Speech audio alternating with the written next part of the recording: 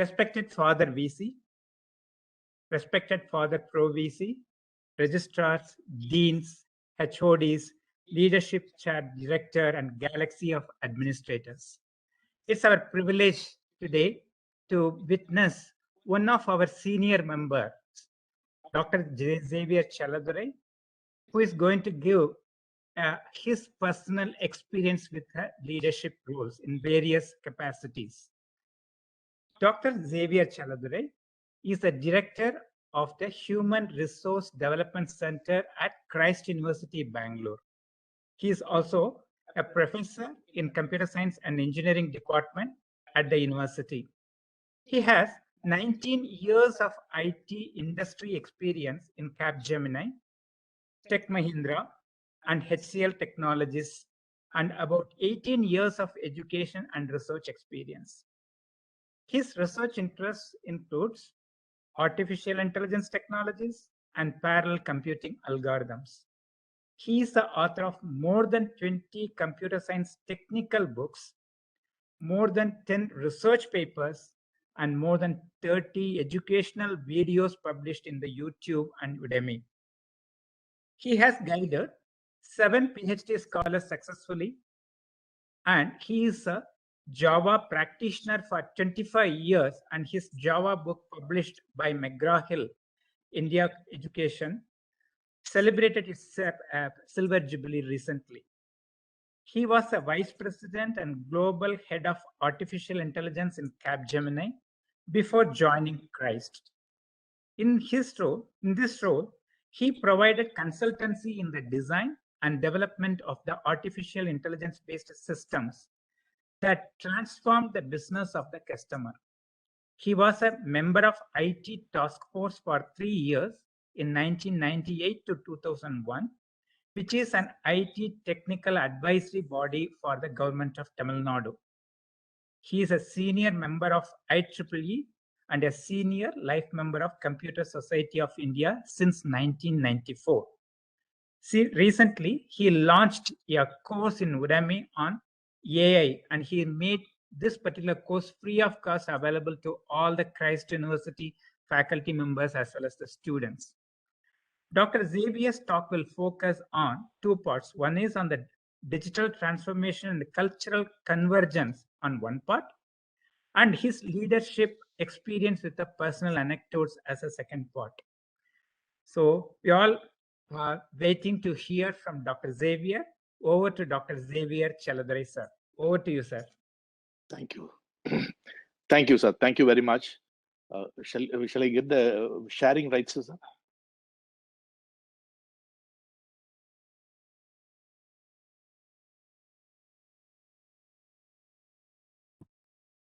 Not it.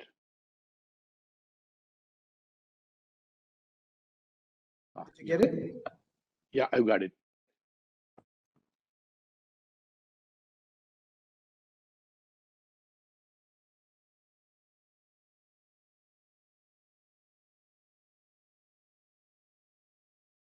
Honorable Father Vice Chancellor, Father Pro Vice Chancellor, the Registrar, and other senior leaders of this great organization, an organization which is shining for the past 50 years. The great leaders who are the reason for the success of this great institution, and the deans, the professors and directors and the coordinators. So today, the discussion, it's not a lecture, it's a discussion, leadership conversation actually, on educational leadership in the modern era, which is a digital era. In fact, this is not a lecture as it has been rightly mentioned. It's a leadership conversation, because I am not a qualified managerial graduate or anybody. I just went to the industry and worked for some 19 years, which is a pretty long period, of course. After 20 years, because before joining the industry, I was a teacher for 17 years. So I was teaching in the computer science department, and that was the time when the computer was newly coming into the society. So I worked with the team in building the computer science department and bringing various things and so on. That is when I wrote a lot of computer science technical books as well. And interestingly, when I entered into the classroom after 20 years, I saw a marvelous difference between the days when I was teaching before 2000 and when I entered into the classrooms in the Kengeri campus. There are a lot of changes. In fact, I don't want to list them here. You may be knowing. Then I discussed with my friends asking, I am seeing a huge difference. Is it right? Are you also seeing? But they said that in any society, in a period of 20 years, things will be changing. I think this is a something like an organic change happening in the society. But some people said that no, society has completely changed. Not only the students, but also all the youngsters have completely changed. There is a huge difference in the people, and then I was searching for a solution, for an answer on what is the reason for this rapid change. I found that it is a rapid change, and the people said that it is because of the computers. Because for the past some time, if the rental value is increasing, then people say that it is all because of computer people. If there are a lot of diverse in the society, people say it is all because of computer people. The prices are all rising because of computer. So everything people put it into the computer science people, or the digital transformation, the so-called digital transformation, the digital era. People believe that digital era is the reason for that. Actually, in my view, it is not only the digital era, but maybe the fundamental reason may be the digital era, but the another reason is that the convergence of cultures. Earlier, we were having only, we were experiencing only our culture. But today, everybody has their friends and relatives working in the Western world. So that impact may be one of the reasons. In fact, let us begin with what exactly is a digital transformation. Digital transformation is a broad terminology. It's not a small terminology. It's a broad terminology. In fact, when 20 years, 30, 25 years ago, when we started studying about the computers, we called it data processing, because on those days, computerization means you store the data inside a database and prepare certain reports which are going to be useful. So we used to call it electronic data processing, EDP. Every company used to have something called an EDP center. But slowly, statistics started playing a major role into the data. When statistics and the probability theory came into the analyzing the data rapidly and arriving at some information, we started calling it data analytics. Then, in the past 10 years, using the historical data, why can't we create machines who can learn and take decisions? So that machine learning came into existence. So today, there are several, similar to machine learning, there are several other technologies coming in, and all of them are brought under the umbrella of artificial intelligence. And that is what the people call it, digital transformation. So because of digital transformation, today we have started getting several applications. In Kerala, I think a few months back, we saw that using virtual reality, they showed a realistic elephant inside the class, and they were teaching. In a similar manner, we can certainly do that for various other things, because in the classroom, there are certain visualizations which will help the learning better. Similarly, drones are effectively used, programmable drones. So you can have a drone, it has an operating system, it has a programming language. If you give a command for picking up the articles and deliver it to Father Vice Chancellor's office, the drone will seamlessly fly and enter into the main campus. It will go into the into the respective floor and straight go into the table, drop it. So it is possible. It's not impossible. It's a simple thing. You can buy a drone. You can do that. Similarly, if Vice Chancellor wants to send something to the gate, he can put it in the drone and he can give a command, and the drone will seamlessly fly and hand it over to the gate, to the security people in the gate. So all these things are possible. Similarly, times are not from human beings, human employees coming with a robo. In fact, a humanoid are created for specific tasks. So instead of employing human beings, we can employ these humanoids. People, the analysts, market analysts say that hereafter, today, whom do we have a job? We have a job description. For this job description, okay, we are conducting interview and we are selecting people. So in a short while, we will have the job description. So these are all the tasks to be accomplished. But when people come, we prefer people having a humanoid which is already programmed for doing the job, so that the owner of the humanoid will come and deploy the humanoid. The humanoid will do the job, whatever it is, the receptionist job, or even whatever job is there. The humanoid is already programmed, and we will be making the payment for the humanoid and also for the owner of the humanoid, because wherever you have a change, if you tell him, he will configure the humanoid accordingly. So these type of changes are either already happening or they are not far away. They are not far away. So this is the digital transformation we are talking about. In one of the artificial intelligence conferences, a company in America, they displayed a smart plate. They call it smart plate. So the smart plate is not very expensive.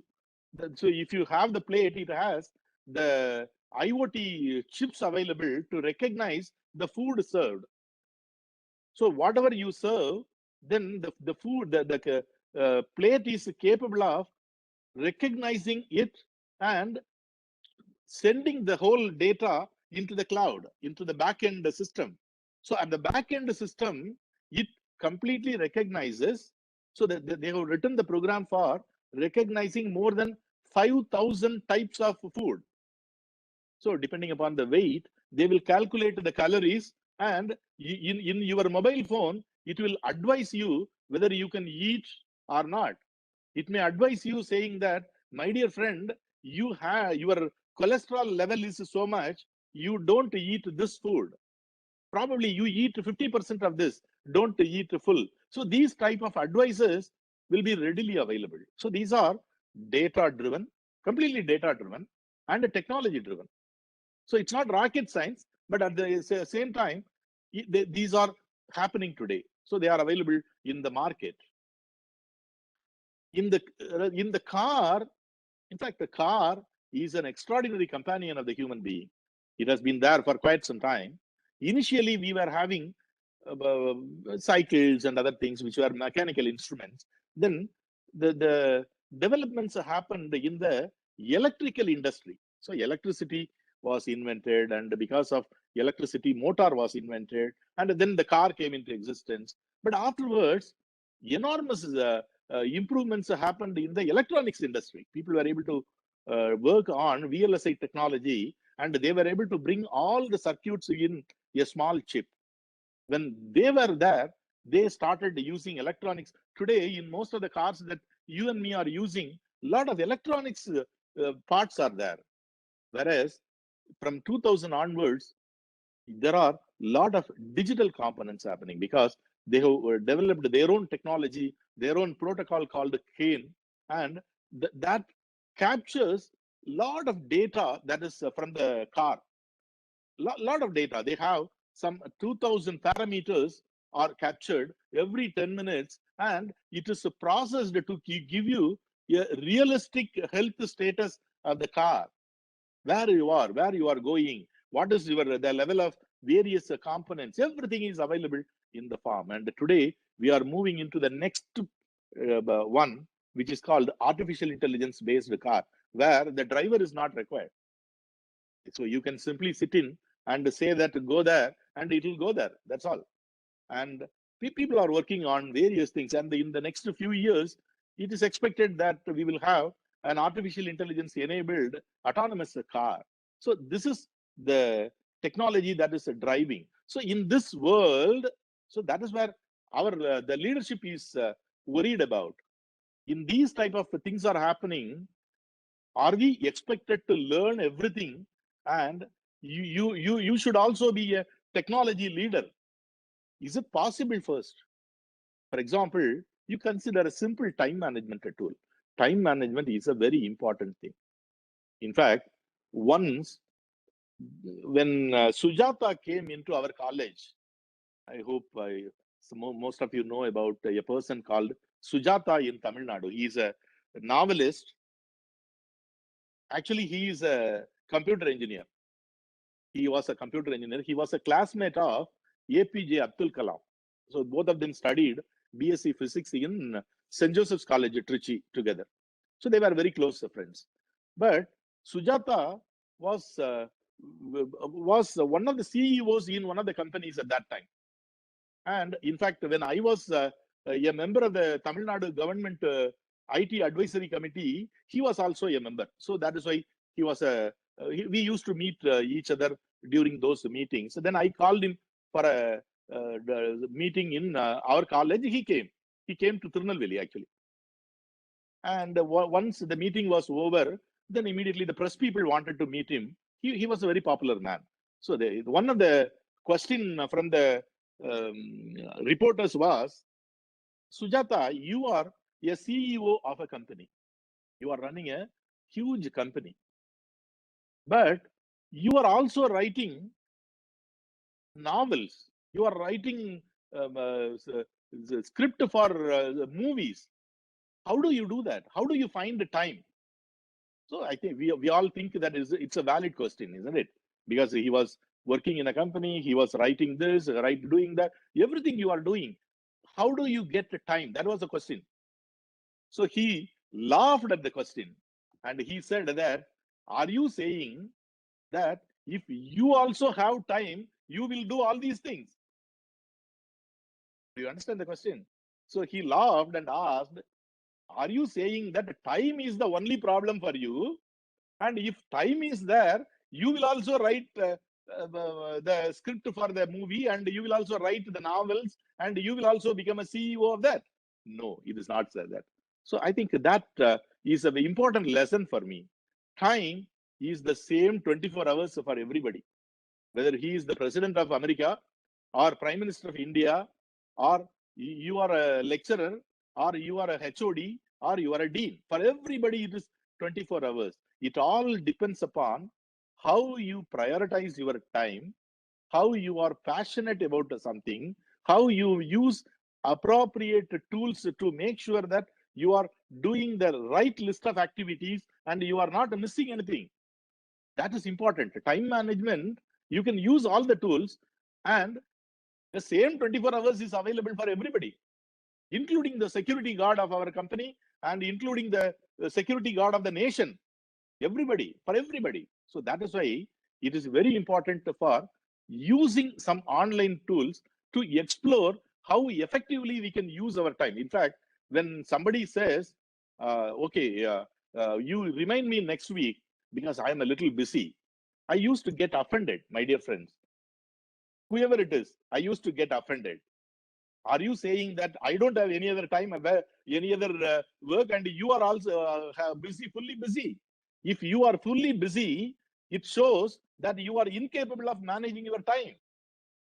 Sorry for using some rude words. So I think that is where we have to be very, very careful.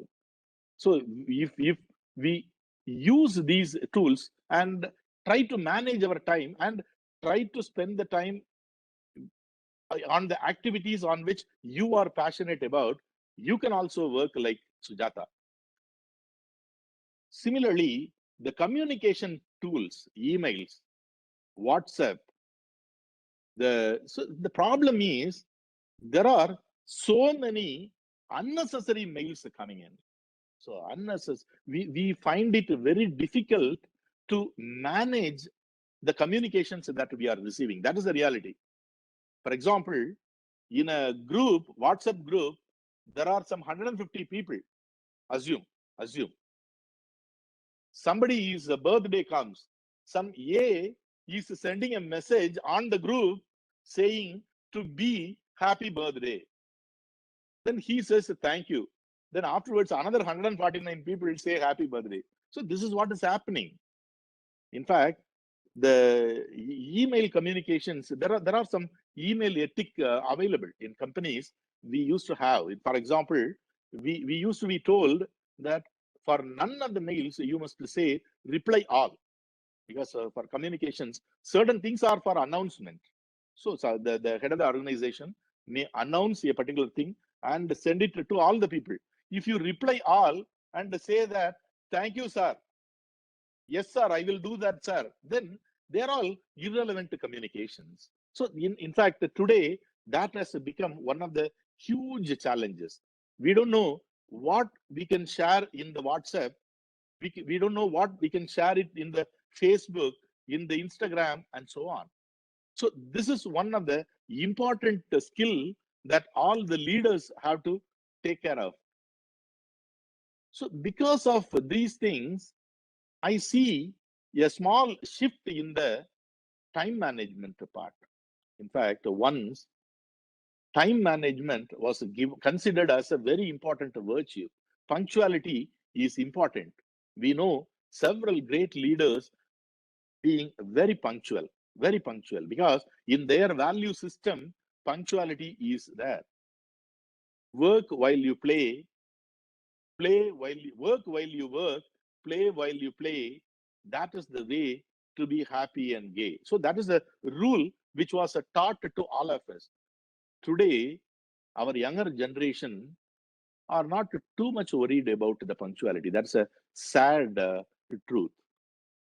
They are not very, so they say that I am punctual, outcome-based punctuality. So why do you say that I must study at 9 o'clock? I will study at any time. Don't worry, father. I will take care of the examination. He doesn't even say that I will pass the examination. He says that I will take care of the examination. So we were talking about work-life balance.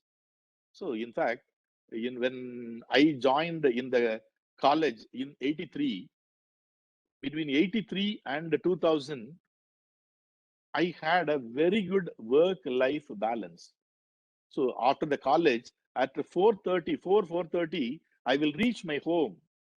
My wife will also come back, and my children will be back, and they will be playing around in the campus, and we will be sitting and watching. That was an enjoyable time in my life. However, today, I'm not sure how many people have that luxury, because today most of the jobs are demanding in nature. And so even in the industry, we talk about work-life integration. It's not work-life balance. It's not work while you work and have a personal side aside. No, it is not. They are all integrated. They are integrated means what happens? So you work, and in an interval, you can take your personal stuff also. So these are all a cultural shift without truly realizing it is happening.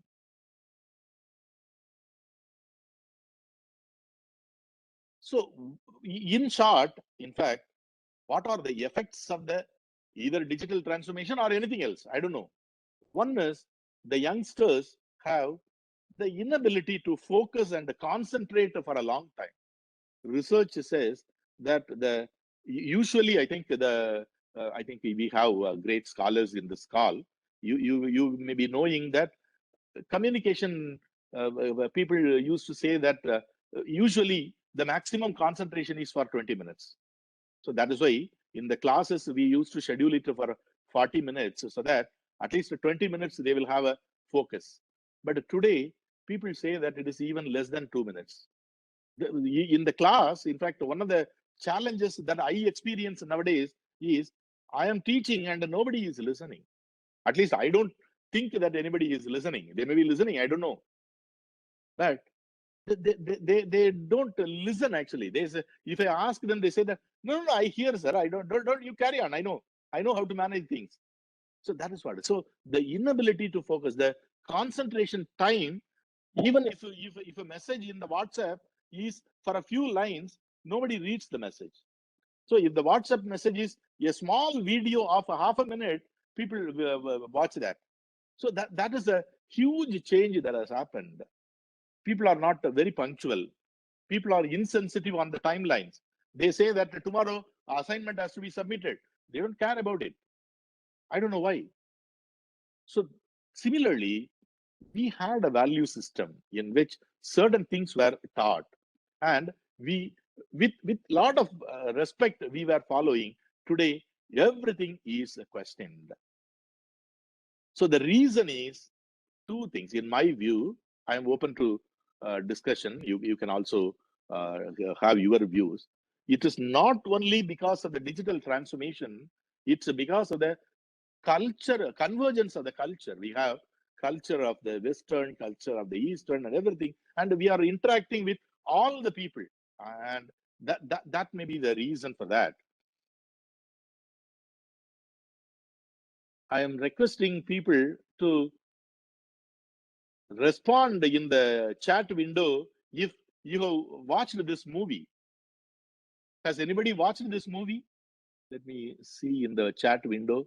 Yes, Elizabeth Thomas. Yes. Great. It's a beautiful movie. In fact, if you look at this father character, in fact, I am telling this only to talk about this character. So he has a lot of problem because he is not able to cope up with the digital world. He is not able to handle the gadget. He couldn't send an email. He couldn't respond to WhatsApp. Because of that, he is having a lot of problems. And in fact, this movie has told that message very clearly. So in this context, normally leadership is, every leader is expected to be delivering value. If you continue to deliver value, you will be a good leader, and you will also be a happy leader. Whereas whenever you are not able to cope up with certain things, for example, if you look at this gentleman, the father, he is not able to handle the WhatsApp messages and the smartphone things. Such leaders, people who are not able to deliver values and cope up with the current world, they want to show their superiority in the form of disciplinarians. So they talk about, why did you come late? Why are you not doing? See, some nonsenses they will be creating in the system. So in the system, for example, I want to tell you one example. I had a manager.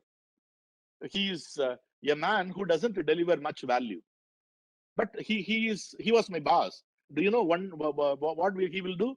He will make a call on Saturday morning. Look at it. After working for 5 days, 24/7, 24 hours a day, on Saturday morning, we get up thinking that, okay, today is a holiday. I will be with my family. At 8 o'clock, he will make a call. And he will ask a question about something that happened some 3 weeks ago. So actually, for 3 weeks ago, something might have, see, it's a busy world. Lot of things might have happened. He will ask, what happened to that? Is it closed? Probably I may not be able to immediately answer. I will say that, okay, I will come back to you. And then, okay, please check and let me know. So, okay, here I will, then what will I do? I have some 3 managers under me. So I have 3 levels of conversations will go, and somebody will be in the market. He will say that I'm in the market. I will have to come back and check and tell you. With all these things, around 2 o'clock, finally, I will get a message that that action has been closed. Then see, my day is gone. Do you understand? So people who are not delivering value, see, if I am a leader, if I am expected to do a particular job, I must be a technology expert, especially in educational leadership. We are hired because we want to be a subject matter expert. The moment a dean or a HOD or a leader loses the subject matter expertise, they start fighting with their fellow teachers on attendance, on late coming. And I'm not recommending that everybody can come late. No. I'm telling you that the problem is created when leaders don't deliver value. They will become authoritarian in nature and create confusion in the system. So the transformation is, when we were all children, in fact, I was a little afraid of my father because he was a disciplinarian. So in the evening, when father comes, we all set ready for studying.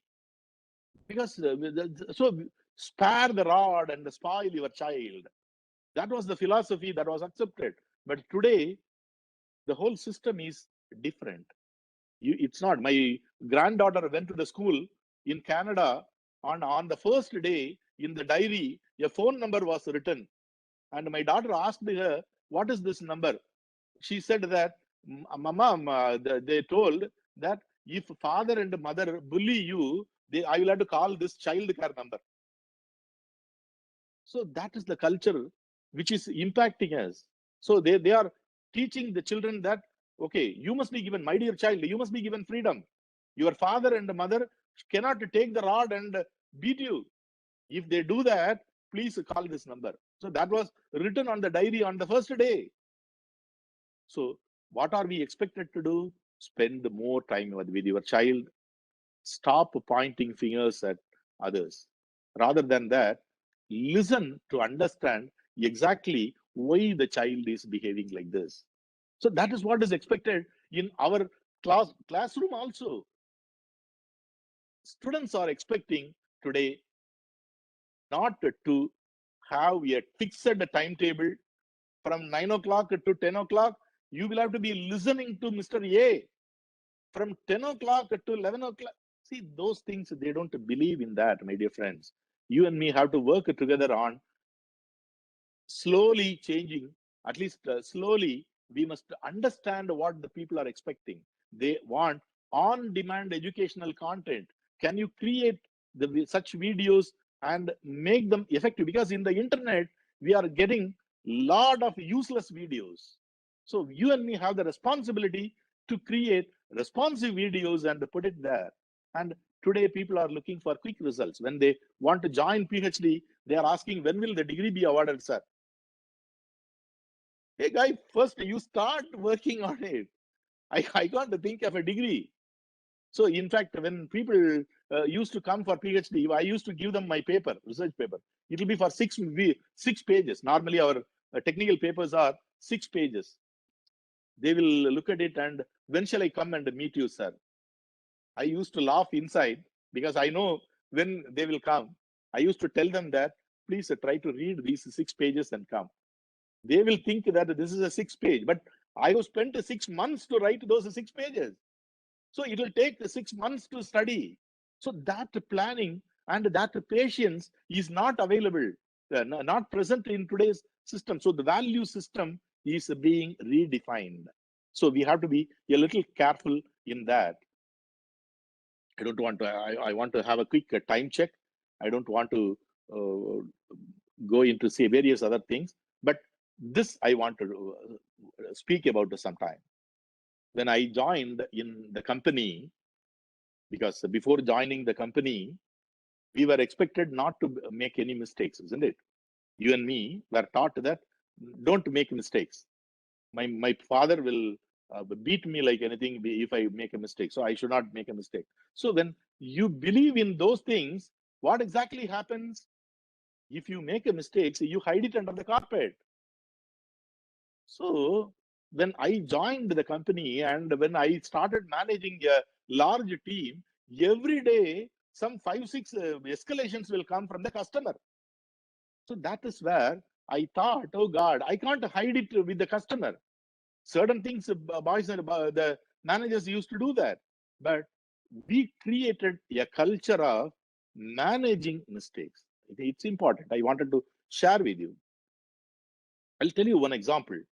For example, on a Saturday, there was a operation going on. There was an IT operation going on for which there was one lead and one fresher. Just after the degree, a girl has joined. Those two people were doing the work, and it is a 10-hour work from morning till evening. On Sunday, it is happening. What happens is, on the other side, they are uploading the data, and these people have to validate it. But what happened was, when this was happening, the lead had some personal exigency and left it to the fresher and ran away. And it became, because the customer is asking something, the girl was not able to answer anything, and it became a huge escalation, because they are working from UK, and a lot of people are involved. It's not a two parties. The Infosys is involved, HCL is the Tech Mahindra is involved. All the people are there, but from HCL side, this guy was missing, and it became a large escalation. And the HR came, and we all think that whose mistake it is. We think that it is the mistake of the lead, because it is his responsibility. It is his ownership. He should not go away. But we had a different type of conversation. Our HR head came and said that, why did he go? Why did he go? Did you ask why? Because he had a personal emergency. If he has a personal emergency, how can you stop him? So why we were not able to manage it? Because you did not expect this and plan it properly. It's a managerial issue, my dear friends. Quite often, mistakes are not personal. It is a structural issue. So then immediately we prepared something called the lessons learned, and we created some preventive action. In future, if this has to be prevented, how do we map it? How can we have parallel things and other things? So in all these things, one important point is, when somebody makes a mistake, he becomes a victim. Rather than that, we converted it into, we made him into a hero, because we asked the people to write a lessons learned document and publish it in the newsletter. Today, we are having a lot of all the departments publishing newsletters. In those newsletters, we can think of publishing lessons learned in life. You have success stories. Quite often in newsletters, we write only success stories. No, in our life, there are mistakes also. Mistakes have to be celebrated, provided you learn from the mistakes. So that is what we did. I think I'm skipping the rest of the slides. I planned a few things, but I'm skipping, and I will stop here and hand over to Professor Balachandran for any questions and answers. I think is some.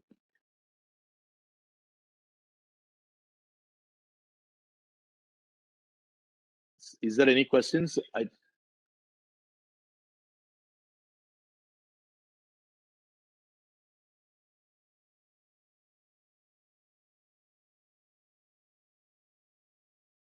So we will spend the rest of the 20 minutes in discussions. Yes, sir. Thank you very much, Xavier, sir, for the very nicely covering the different aspects of the leadership role, what you have played at the different places. You have mentioned about the work-life integration was very, very apt actually in a current day environment. You also mentioned about what to be focused, whether the time or that job that has to be accomplished. Then you talked about the value, leadership value, and managing mistakes, and mistakes has to be celebrated. This is one of the wonderful experience. In fact, I think Jalota, when he talked about the software processes in Infosys, he mentioned any number of mistakes you can commit everyday basis, but ensure that you don't repeat the mistake again. So we have to celebrate the mistakes, and we have to learn from the mistakes. And only thing what we have to ensure that we should not ensure the same mistakes has not be repeated. You are allowed to make fresh mistakes. So it was very nice, sir. I have got few questions, probably if you don't mind, sir. Yes, sir. What's your opinion on the teacher's role in the current environment, sir? So, sorry, sir. What is it, your opinion on the teacher's role in the current environment? Role of the teachers. See, the role of the teacher, see, I used to tell one important thing, and most of you agree. Whatever technology grows, a teacher can never be replaced. Because the teaching is not about the knowledge alone. It is not, the teacher's job is not to give the knowledge alone, because knowledge can be given in the form of video or anything. But the teacher becomes the role model for the student. So in a single line, the teacher will be the hero of the student. So that is where all the teachers have to work towards. That is what I feel. Yeah. Thank you very much, sir. So probably if any of the participants wants to put forward any questions, please put it in the chat window, sir will be able to take it up. Before any questions is popping up, probably I'll put my next question. What's your view on the role of the experienced faculty to mold and guide the junior teachers and the students in the current scenario? Yeah, see, experienced teachers, junior teachers, because junior teachers are the young people. In fact, I'll tell you one instance that happened in my career. There was a project that we got from France Telecom. So people from France Telecom were available in our campus, and I was running that project. So the key people were there. There were some 2-3 France Telecom managers present. And my manager was there, and my manager's manager was also present, because it was a large project. At that time, when my manager's manager spoke, he said that I am so and so, I come with 30 years of IT experience. So he told about 30 years of IT experience. In fact, the French people, if you have interacted with the French people, they are good at ridiculing others and talkative and arguing with others and so on. Then immediately one of the manager immediately said that in 35 years, what have you done? Please don't tell the numbers 35. There is a huge difference between age and wisdom. So he made this statement. There is a difference between age and wisdom. You are saying that you have 35 years of experience. So what exactly you delivered? In fact, that made me think about it. In fact, even in several other forums, I have shared this experience. See, a person cannot talk about his seniority alone and survive. So we have to say, what is your specialization? See, in the world, there are generalists and specialists. So every leader has to be a specialist. When people ask you, who are you? You can't say that I have 35 years of experience. So that is where my manager's manager, super manager got hit. So I think we have, certainly, I respect the senior people. Don't think that I'm talking in a wrong direction. No, I have a lot of respect for the senior people, because they have come, their whole career consists of experiences, which normally they don't package it properly. That is the problem. Senior people don't take effort in packaging their values. They have a lot of value, and if they package it appropriately and put it in front of the system, and then the younger generation can learn from that. So the request for the senior people is, please package your values. You have values. Certainly you have values. The other part is, without spending time, you cannot create value. If a 1-year-old guy comes and I am rocket scientist, I think nobody will believe. So time is required. However, you have to package it properly and put it in front of the younger generation, and the younger generation will certainly take it up and grow. Thank you very much, sir. Thank you very much, sir, for your anecdotes. Very, very nicely you have put it based on the personal experience and also what's being expected also. So in case if there is any queries, probably if any of you can unmute yourself and ask, sir. I think Dr. Tony has typed a question. In the context of digital technology and differential mastery, we have as the professors, I am wondering if reverse mentoring strategies can be applied here to identify the human element in this clutter. True, sir. I think this is an important point. 1 second. Yeah, this is a very important point, Dr. Anthony, Dr. Tony, sorry. See, things are evolving. In fact, things are evolving. In fact, we are in a confused stage. We are in a confused stage. Here, the most of the human element is missing. In fact, I do agree. Yeah, you are right. There is another Lakshmi Shankar with the digital being part and parcel of everyday's life, and it is unavoidable. What's your suggestion to identify the human element? Human element in this clutter. I think I didn't properly read Dr. Tony's question. Yeah. Sorry, sir. Shall I read it, sir? Yeah, please. So Dr. Tony's, in fact, it's a comment is, in the context of digital technology and the differential mastery, we have, as professors, I'm wondering if reverse mentoring strategies can be applied here in our university. For example, Jack Welch. Yeah, that's correct. Actually, the reverse mentoring, if I understand correctly, I think I remember reading John Welch. See, it is not that the teacher always learns from the student. It can be the other way also. It can be the other way also. I think in that context, we have reached a place where, in fact, that is what the youngsters are also looking for. So if you regard them and if you give some value to the student and his capability, it will certainly help the system. As a system, it will help each other, in fact. You want to elaborate on that, Dr. Tony? Thank you. In the context of the previous comment about juniors, seniors, and so on, something that I think... Tony, sir, you are muted. We are not able to hear you, sir. No, I am able to hear, sir. We can hear, sir. I'm able to hear, sir. You can carry on. We can hear, sir. Yeah. Okay.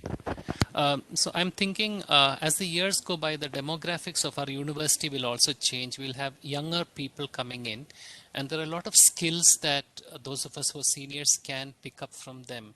We often think about seniors giving to the juniors, which is it's a stereotypical way of looking at mentoring.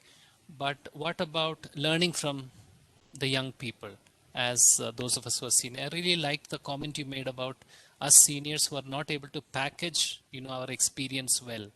And I think that is something we can definitely learn from those who are younger than us, how, we can kind of package the work that we do and promote it and so on. So I'm thinking that we should think about reverse mentoring also as important as normal mentoring strategies. Thank you. You are perfectly correct, sir. So I'll read the question of Lakshmi now. With digitization being part and parcel of our everyday's life is unavoidable, what is your suggestion to identify the human element in the culture? So that is the important risk that we are talking about. In fact, in the world of automation, we are trying to automate everything. The human element is missing. That is one of the huge risks. If you don't address it properly, it will become a problem. That is why in artificial intelligence, this is a topic which is very heavily discussed about. How we can retain the human component while you are automating a lot of things. For example, you are thinking of having a robot to welcome everybody and do the job. maybe the productivity will be more, but the human element will be missing. The human element will be missing. When I was when my children were small, I used to book a token for the doctor over phone. I still remember when I make a call, it's a landline call, and the receptionist sitting there, she's not known to me, but the moment she takes the call, when I say that I want a token, she will immediately ask, is it for your son or a daughter? She will tell the name of my daughter and the name of my son. So that is the human element that we are talking about. Today you can have an auto, so that makes me personal. So the hospital was personal to me.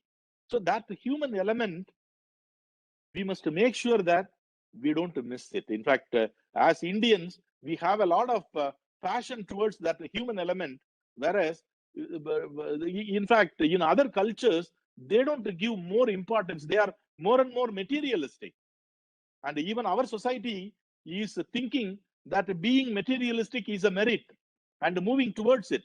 It is one of the key risks in the whole system. Thank you, Dr. Lakshmi.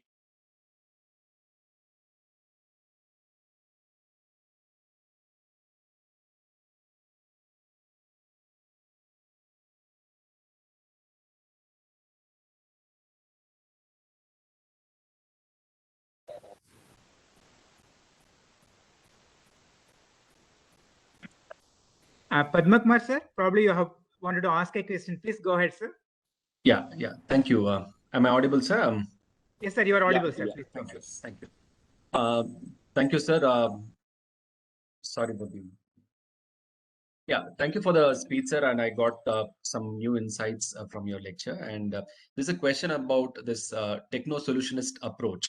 I guess in the past 2 decades or so, we depend a lot on technology for a lot of our work and life-oriented context. So for everything, technology seems to be a route of resolving problems. Like if somebody wants to take water more regularly, there is an app which alerts people, go and take water. If somebody fails to go to the restroom, there's an app for it, by the way, which tells you need to visit the restroom now. And so everything is getting so techno-solutionist in a form. So in fact, one of my friends used to comment that technology has ensured that we are artificially intelligent and naturally stupid. So I mean, not to say that technology is not needed. Of course, all of us need technology and it is needed. I'm just wondering whether we in the academics should be more concerned about how technologies, modes of tackling any issues have to be in consultation with other disciplinary contexts. For example, the role of sociology or the role of, say, psychology is as well important. So how do we as academicians take up problems and resolve? Like I remember how the Bill Gates Foundation or some other foundation was trying to solve the mosquito problem. They invented an app for it. And they believe that they can create a balloon, and with that, it can try to, I don't know the logistics of this, but they were doing something like that. But it was not in consultation with the conservationists, because any person now who is from a biology, zoology context would tell that there are other angles to the whole problem, right? So shouldn't we have a more of an interdisciplinary approach when it comes to a lot of life contexts? I don't know whether this is part of our discussion, but I think there is an opportunity. No, certainly it is. Thank you. See, I'll tell you a few statements. I'll tell you. See if it is very close to it, because I cannot directly answer all the questions that you have raised, because your questions are all very valid. Point number 1, technology cannot be avoided. So in human life, technology has already entered inside, and your businesses will be driven by technology. Your habits will be driven by technology. Technology will become your companion. Technology will become your companion. And technology should not become, in fact, our Dr. Hebbar, Dr. Gurumurthy Hebbar has also raised a similar question, because people think that the robots will start taking an upper hand it is very important that it should not take an upper hand. Today, we are teaching holistic education to make sure that technology doesn't dominate human values. I think we will have to continue that. We will have to strengthen that, because a technology can be taught, technology or any subject, any knowledge can be taught, but human values will have to be practiced. That is the role of the teacher. That will continue. That will continue. I don't know whether it answered your question. Thank you. Thank you for your response. Thank you, sir. Yeah, I think Dr. Hebbar has asked the question. Let me read the question. Always men worked with machines in tandem. Now, if machines drive man through AI, what man do? How much can we afford in a country with 1.3 million population? Yes, this is one of the biggest concerns in artificial intelligence. For example, you look at the driver. People are working on autonomous drivers. And if I remember correctly, it has been found that there are 20 billion driver jobs in the world. I think I am correct in the number. I remember this was a great big article. In India alone, people say that there are 20% of the car owners, the car population is driver, professional drivers. They earn their bread by driving the car, by driving the cab, by driving the truck. You know, in Europe, there are, I think, 2 million. A few days back in BBC, there was a show. In Europe, there is a shortage of 3 million truck drivers because of this pandemic and other things they have. In fact, so now if you change the whole technology into autonomous car, you sit inside and you say that I want to go to the college, the car will take you because it is capable of driving. We have sensors to take care of all those things. It is capable of intelligence. It has an intelligence system which will identify. So it's a huge problem. It's a huge human problem. And people believe that it may not happen, for your kind information, because when ATM machines were created, there were a lot of opposition from the bankers community, saying that a lot of people will lose their job. Still, there are statistics showing that the number of cashiers continue. The number of banking jobs continue. It doesn't come down. So the invention of ATM machines has not created any problem, any unemployment in that area. I remember reading in one of the articles. Similarly, even if autonomous cars come, you cannot go in the car without a driver. That is what is in conclusion. You may need a human being to control the car or to monitor the car or something like that. The car may have more intelligence. That is true. It will collect data and tell you. For example, when you go and sit and start the car will announce saying that, you know, on such and such bridge, yeah, an accident has happened 10 minutes ago. Please don't go through that. It will advise you. But at the end of the day, final decisions human beings will take. That is going to be the nature. That is my feeling.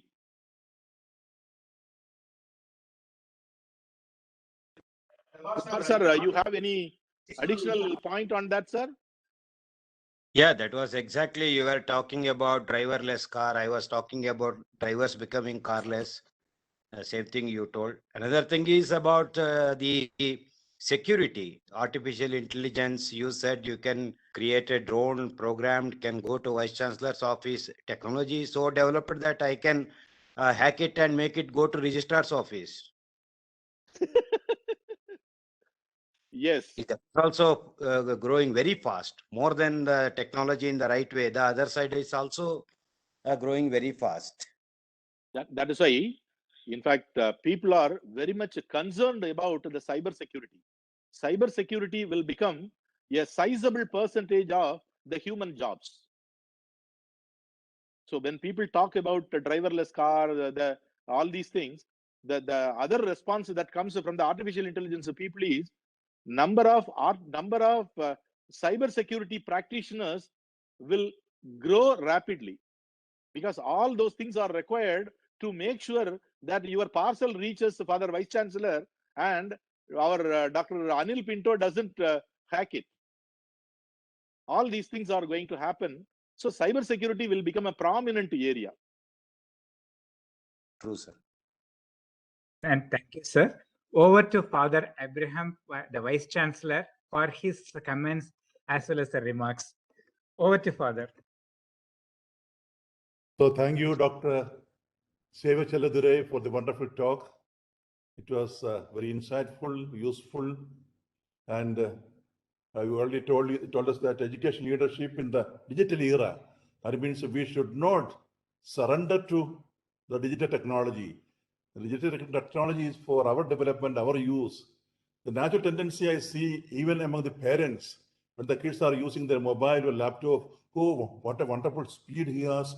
He has mastery over the thing, and they are surrendering themselves. Oh, my son is big. Now, Christ University, I find that all teachers are technical experts. They know how to handle it. But my message is we should be more cunning than the kids and students. Is it possible?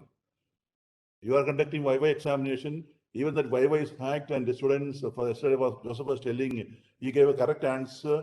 The correction is repeated by the following students, even though different groups are there by WebEx and so on. They're so smart, and we have to go beyond them. That means that we should not stop learning technology, the techniques, and also the cunningness. That means a lot of techniques are there. You are computer expert, and we should not surrender. I think that is very evident from your talk. We all are capable, we know everything, but the moment we stop our learning, then we are outdated. So this technological talk is very interesting, and it is a transformation, digital transformation for a healthy diet, and even now this artificial intelligence enabled artificial car, everything useful for the humanity, but the humanness is very important. So message is wonderful. I congratulate Dr. Chelladurai from your life experience you're talking. For example, you're telling that you gave a paper of 6 pages to read, and the students are taking very easy. Okay, 6 pages. What is it? The knowledge and intelligence involved in that 6-page article is your 6-month work. Even I remember to read an article for 3 pages in mathematics, it took 1 week. But I was not humble to say I took 1 week to understand that paper. To understand one definition, it takes maybe 3-4 hours to understand 2-line definitions.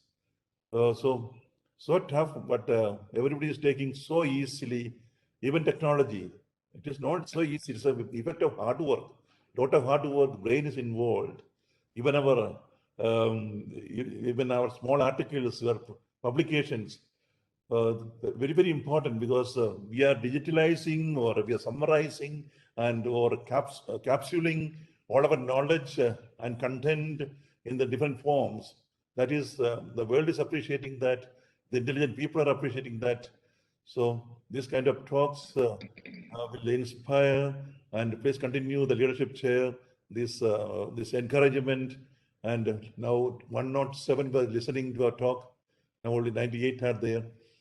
So please continue. All the best wishes. Thank you once again, Dr. Seva Chelladurai, for your wonderful time and inspirational words. Thank you. Thank you, Father. May I now request Registrar Dr. Anil Joseph Pinto to make some announcements regarding the holistic education, sir? Thank you, Balachandran sir, and thank you, Professor Xavier, for the talk with the examples. Quite insightful and helpful. Two things. One is announcing we are organizing a talk coming Wednesday. Email has already gone to you today. Not Wednesday, coming Thursday, 7th at 4 p.m. by the General Secretary of Association of Indian Universities. That's the only government-recognized association of Indian universities, and of course, there's a funding that association received from MHRD. So, and all the equivalencies between other countries and India are issued by, as authorized by the MHRD, by the Australian University. Very powerful organization. She's the general secretary of that, Dr. Pankaj Mittal. She was earlier joint secretary of UGC. Before that, she was vice chancellor of one or two universities. So she's kindly consented to deliver a talk on implementing NEP. So far, most of the talks all of us have heard are on NEP, understanding NEP. So I think it's now time to move to look at how do we implement, and especially in our context. So we've asked us to keep the university context in mind when she speaks. So it will be 4 to 5 coming Thursday. So I request all the members of the faculty for all the campuses to attend. So requesting all the heads and deans here to please inform the faculty members to make it convenient to attend, unless it's very difficult. Like I understand, School of Business Management has already announced an examination schedule where proctoring is required by the teachers. So they will join at 4:30. I request all the others to join by 4 o'clock. Second, and also think about strategies.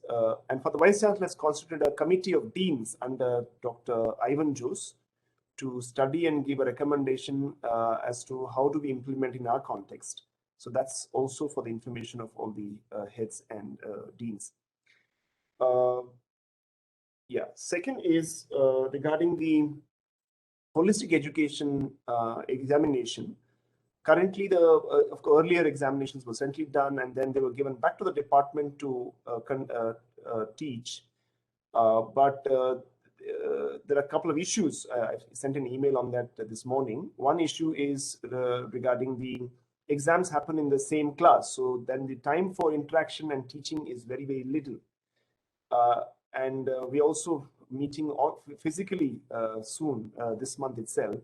So in that context, the proposal is to go for a online examination for all the students based on MCQs.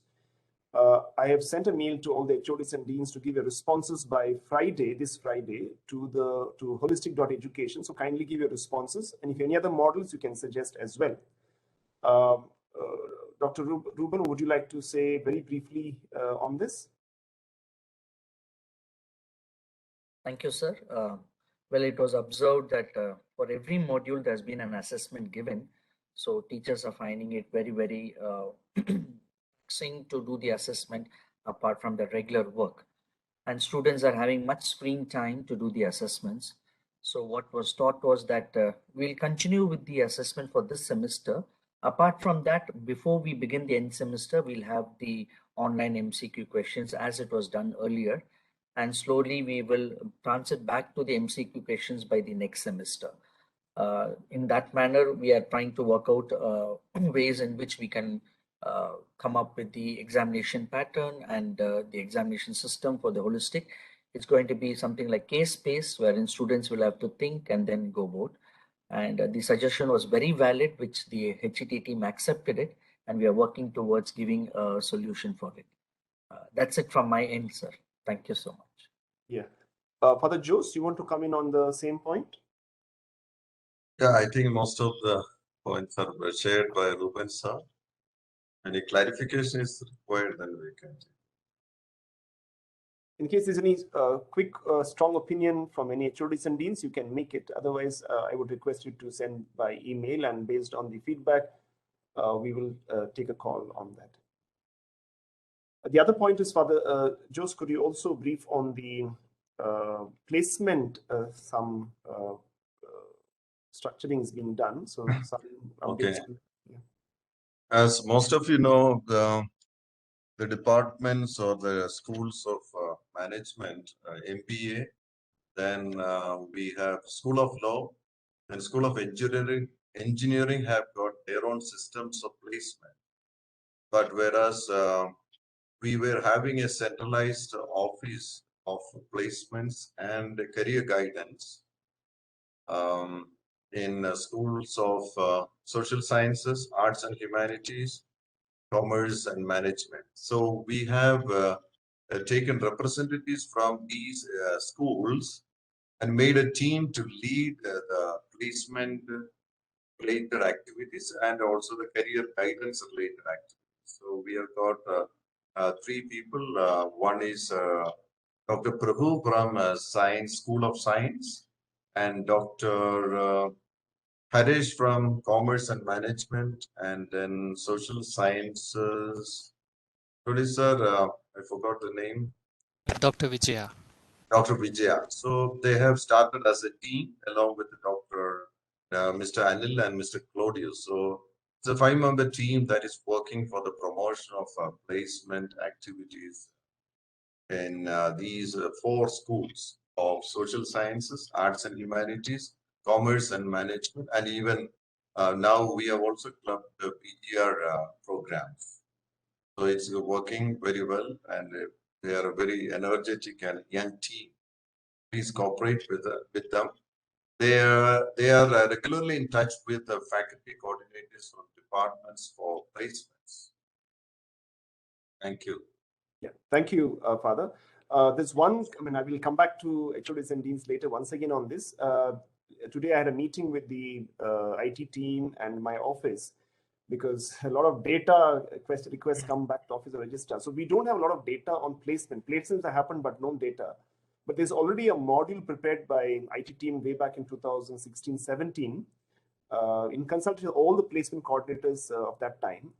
And so, but point is, since it's not being used, but Google Forms are used, a lot of data is not getting captured. But I've asked the IT team and my office sit and look at the whether all the requirements of NAC and NIRF are there already in the KP if it's being reviewed. So once it's confirmed, then I will get back to you to all the placement coordinators and the HODs and deans to ensure that we put the system under KP so that data is available. Because today for NIRF and NAC, if we say we have done, it's not sufficient. We have to provide proof. So that proof also we can upload. But I will, and we're also trying to look at something similar because internship is becoming extremely crucial both for NAC and NIRF. So we're also looking at a module where the internship report, as most importantly, the letter of completion internship is uploaded to the KP itself so that we can generate data from there rather than asking the department independently. But I will come back to you on that's regarding placements. Last is UGC has a requirement from all the institutions to have a regulation on academic integrity and different kinds of punishments for different kinds of offenses of plagiarism. We have not, fully implemented in CRISE. We are required to implement. But there's a guideline prepared based on that by Tony. Next Tuesday, 4 o'clock, we will have a meeting of all the HODs and deans to run you through the because it's important that we understand it first before we talk to the faculty and students. So we will run that through on Tuesday at 4 o'clock, and then if it's fine, then we will send out a general circular and then start follow-up activities. Would coming Tuesday 4 o'clock is okay, or you prefer 3 o'clock? Any other time? This is for HODs and deans. Is 4 o'clock next Tuesday fine, or you prefer 3 o'clock next Tuesday? Dr. Tony, are you okay 3 o'clock? I'm okay with 3 or 4. Okay. How about the others? Is 3 okay? If anybody has any, because I'm saying in case there are major events organized by departments, then I can push it for 4. Okay. We will go for 3 p.m. Okay, there's one request for 4. Rest for 3. So we'll go for 4 o'clock so that we don't disturb the academic schedule in case departments have. So we'll go at 4 o'clock. Yeah. That's all from my side. Balachandran sir, back to you. Thank you very much. Thank you very much, Anil sir. Over to Sam for the concluding remarks. So I just want to take this time to thank you. As Xavier said, it was a pleasure working with you. And also thank you all for attending the 24th edition of the Leadership Conversation session. We welcome you to attend the next month's session as well. Today's session was truly enriching for all of us, I believe.